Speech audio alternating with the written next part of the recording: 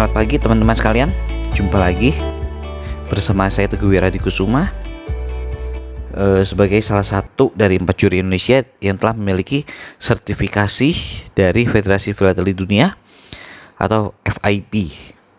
Dan juga saya merupakan penulis buku Eksplorasi Indonesia melalui Benda Filateli, di mana buku ini menampilkan gambar-gambar atau scan dari perangko Indonesia yang terbit tahun 1948 hingga Agustus 2020. Sehingga saya menamakan filateli merupakan ajang untuk pembelajaran. Kita memulai mengenai bangunan lainnya. Ini merupakan bahasan terakhir dari bab ke-10, yaitu keragaman bangunan yang ada di Indonesia. Kita mulai yang pertama, kita lihat sebelah kiri atas adalah Hotel Indonesia, diresmikan pada tanggal 5 Agustus 1962 oleh Presiden Soekarno yang akan digunakan untuk Asian Games 1962, yaitu Asian Games pertama yang diselenggarakan di Indonesia. Sejak 20 Mei 2009 menjadi Hotel Indonesia Kempinski yang diresmikan oleh Presiden Susilo Bambang Yudhoyono. Kemudian kita bisa melihat di sebelahnya adalah Mercusuar Semarang yang terletak di Pelabuhan Tanjung Mas, didirikan pada tahun 1879 dengan tinggi 32 meter. Kemudian di sampingnya itu ada Mercusuar Cikoneng atau Anyer, dibangun pada tahun 1885 dengan tinggi 60 meter.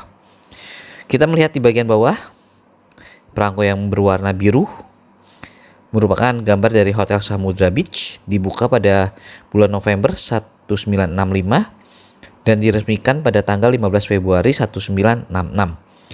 Saat ini bernama Ina Samudra Beach Pelabuhan Ratu Hotel. Kemudian dua perangko di sampingnya itu merupakan gambar dari Hotel Amburukmo Palace yang berdiri tahun 1966 dan sejak 27 Oktober 2011 berubah namanya menjadi Royal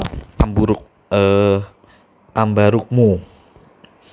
Kemudian di bagian bawah kita melihat ada Lawang Sewu, terletak di Kota Semarang, dibangun pada tanggal 27 Februari 1904 dan selesai pada tahun 1907. Selanjutnya di sampingnya adalah Kantor Filateli Jakarta yang dibangun tahun 1913, berarsitekkan Belanda yaitu John van Huytema. Pada tahun 1993 dimasukkan sebagai bangunan cagar budaya. Selanjutnya di halaman sebaliknya, di halaman ini kita membicarakan mengenai Gedung Sate, di mana latar belakang pendirian Gedung Sate ini adalah ketika zaman penjajahan Belanda terdapat rencana untuk memindahkan ibu kota negara Indonesia dari Jakarta ke Bandung.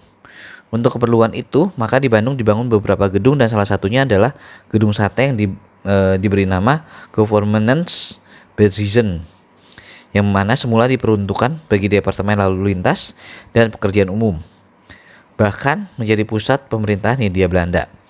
Gedung Sate mulai dibangun pada tanggal 27 Juli 1920 dan selesai pada bulan September 1924 yang bernuansakan arsitektur tradisional Nusantara. Gedung Sate bersebelahan dengan gedung pusat PTT. Nah, kita bisa melihat dari gambar di situ ya, sejak tahun 1980 Gedung Sate menjadi kantor gubernur karena sebagai pusat kegiatan pemerintah Provinsi Jawa Barat, yang sebelumnya pemerintah Provinsi Jawa Barat menempati Gedung Kertamukti di Jalan Braga Bandung. Nah, itu akhir dari bab ke-10. Kita akan ketemu lagi untuk membicarakan di bab 11, yaitu mengenai toleransi sebagai wujud Bhinneka Tunggal Ika. Nah, bagi teman-teman sekalian, tolong agar channel ini bisa di-share kepada teman-teman yang lain di media sosial agar banyak orang yang dapat mendapatkan benefit dari buku ini. Dan jika ada yang ingin memiliki buku ini, bisa kontak di nomor yang ada di samping ataupun yang tertera di kolom deskripsi.